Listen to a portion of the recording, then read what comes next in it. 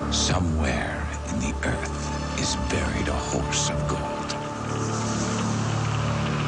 And buried in this story are the clues that will lead you to that secret place.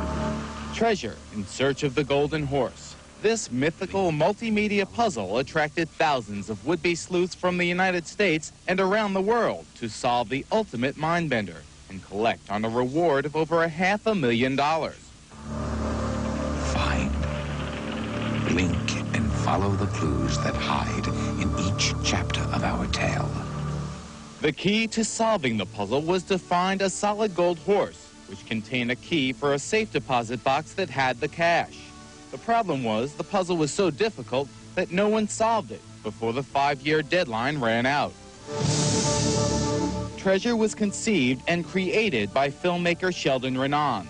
He worked with a puzzle and code expert named Dr. Krypton. Together, they cleverly hid clues within the words and pictures of a book, a video cassette, and a laser disc, each of which told the story of a young girl's search for her lost horse. Sheldon came up with the idea while working with Intravision, a video disc company.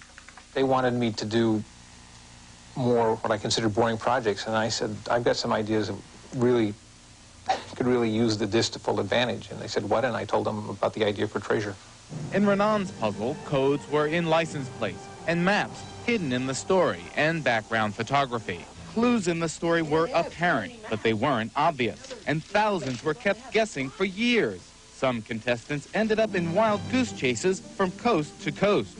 One older lady who always referred to herself as the great-grandmother, she made over 12 trips to Utah from Indiana, and then after she came to her treasure site, expended what energy she had left in digging for the golden horse. She was digging in a spot and it was totally wrong? Totally wrong, but this wasn't unusual in this contest. Boyd Jolly worked on the puzzle for years, but he became more fascinated with treasure seekers than the treasure itself. He wrote about their adventures and also published his own theories in Treasure magazine. What was the reaction when you published your theory that the treasure was actually buried in New Orleans?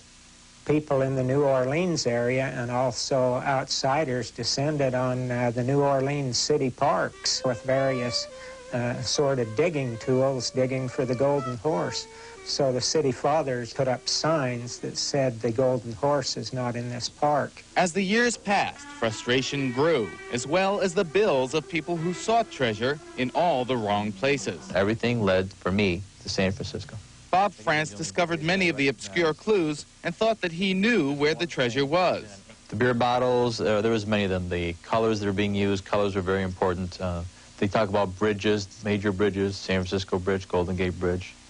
What better place to hide a golden horse than in the Golden State and hide it in the Golden Gate Park? How much time did it take you to put all those elements together to get you San Francisco? A solid 4 years.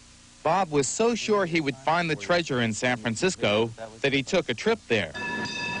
And I went there prepared with my metal detector and all my notes, and I thought that when I got there it would click and I would be digging, but I didn't physically end up digging. You could just about pick any location in the United States and arrive at clues from the material in the videotape and the book which would support your favorite place. It seemed as though the story, Treasure in Search of the Golden Horse, had no ending. 5 years had passed and no one could solve the mystery. Many frustrated treasure seekers claimed that there was no treasure at all. That is, until a Los Angeles district attorney and an FBI agent got together and solved the puzzle. This is the parchment that, had we gotten there in time, would have explained how to claim the $500,000.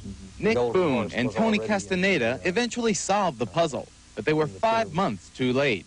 The solution came when they discovered the clues were hidden in codes.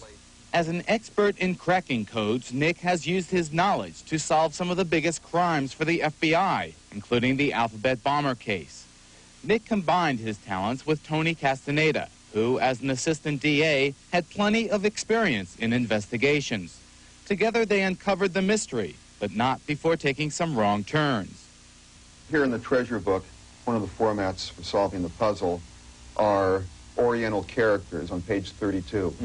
and these translate to red herring. The top letters are red, top characters. The one on the left is fish, and the one on the right is herring, red herring.